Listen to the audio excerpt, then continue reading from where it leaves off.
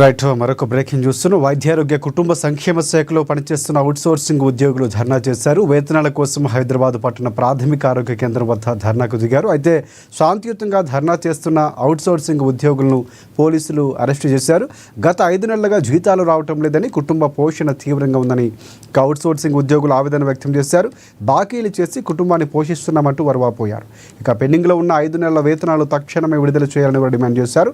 ఎన్నికల మేనిఫెస్టోలో పెట్టిన ప్రకారం అవుట్సోర్సింగ్ ఏజెన్సీలను రద్దు చేసి కార్పొరేషన్స్ ద్వారా జీతాలు చెల్లిస్తూ ఉద్యోగ భద్రత కల్పించాలని డిమాండ్ చేశారు.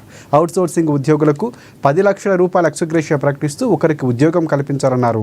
ప్రతి నెల 5వ తేదీలోగా జీతాలు ఇవ్వాలని వారు డిమాండ్ చేశారు. ఇదే అంశానికి సంబంధించి పూర్తి అప్డేట్స్ అందించేందుకు మా ప్రతినిధి హరీష్ మనకు లైవ్లో సిద్ధంగా ఉన్నారు.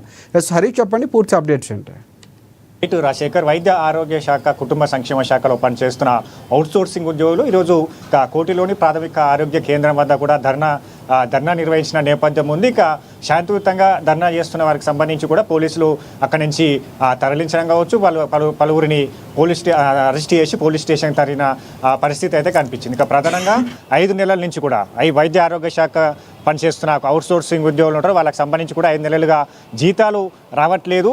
అలాగే కుటుంబ పోషణ కరువైతా ఉన్నది. అప్పులు చేసి తమ కుటుంబాన్ని నడిపించవలసి వస్తున్నట్టుగా కూడా వాళ్ళు ప్లకార్డులు ప్రదర్శిస్తూ ఈరోజు ఆరోగ్య ప్రాథమిక కేంద్రం వద్ద కూడా ధర్నా చేశారు.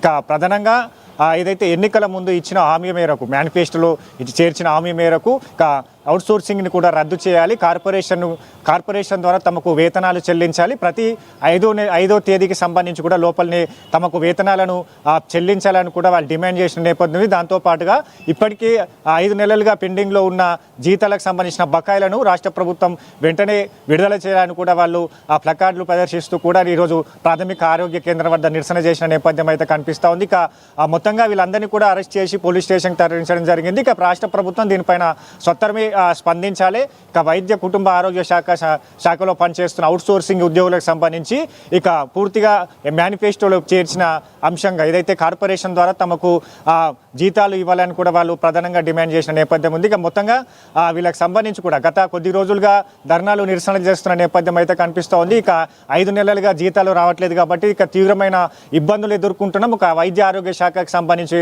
మంత్రి కావచ్చు, రాష్ట్ర ప్రభుత్వానికి సంబంధించి కూడా సత్వరమే దీనిపైన స్పందించి తమ డిమాండ్స్ని పరిష్కరించాలని కూడా కోరిన నేపథ్యం అయితే ఉంది. Rajasekhar, thanks for updates Harish.